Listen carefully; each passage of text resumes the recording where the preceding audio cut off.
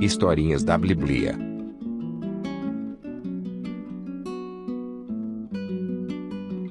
Jonas foi um profeta que fugiu de Deus. Ele se pôs no mar e acabou dentro de um peixe grande, e era tão grande que algumas pessoas acreditam que se tratava de uma baleia.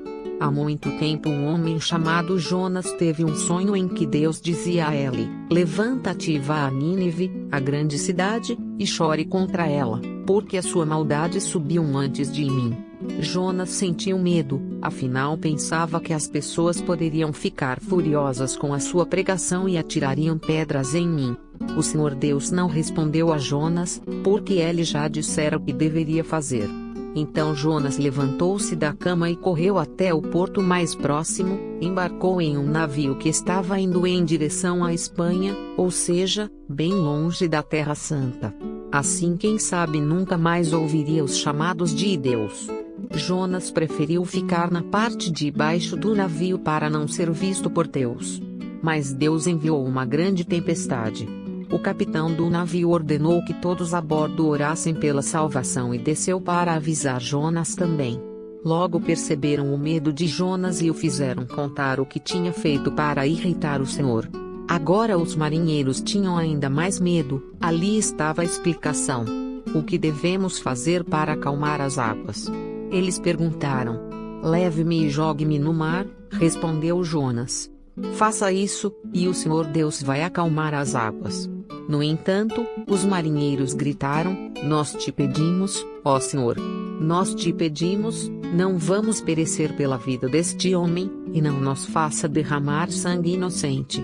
Eles voltaram para seus lugares e remaram com força contra a tumultuosa tempestade, mas todos os seus esforços foram em vão, pois o mar irado era muito mais forte que seus braços insignificantes. Então, em grande tristeza, eles pegaram Jonas e o lançaram para o lado do navio nas águas tempestuosas. Imediatamente, o mar parou de irromper. O milagre calmo causou uma grande impressão nos marinheiros. Eles ofereceram um sacrifício de agradecimento ao Senhor hebreu e fizeram seus votos a ele. Embora Jonas tenha sido jogado pelo mar, ele não morreu, pois o Senhor enviou uma criatura marinha gigante para engoli-lo inteiro. Alguns dizem que era uma grande peixe, ou uma baleia, outros um tubarão, e outros ainda dizem um monstro das profundezas. O próprio Jonas não tinha opinião sobre o assunto. Tudo o que ele sabia era que se encontrava no interior do misterioso peixe de Deus, em sua barriga. Lá ele permaneceu durante 3 dias e 3 noites orando ao Senhor, enquanto a criatura marinha nadava pelos mares. Deus fez a criatura marinha vomitar Jonas em terra seca. Jonas então foi para Nínive realizar o que Deus pediu.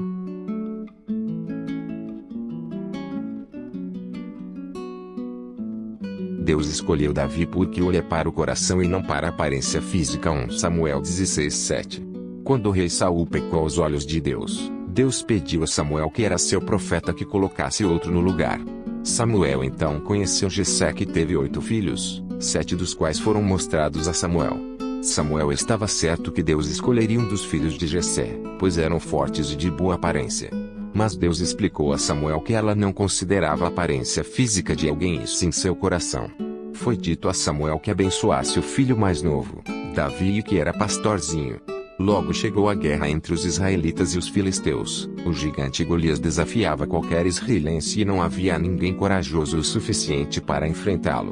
Até que um dia o gigante Golias desafiou os exércitos de Deus e Davi disse ao rei Saul que lutaria contra o gigante. O rei Saul estava preocupado e colocou sua própria armadura real em Davi e deu-lhe sua bênção. Mas Davi disse que não queria a armadura, que preferia enfrentar o gigante Golias como um simples pastorzinho. Sua arma era seu estilingue.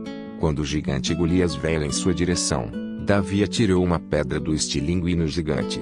Acertou em cheio sua cabeça e Golias morreu na hora. Assim os israelenses derrotaram os filisteus.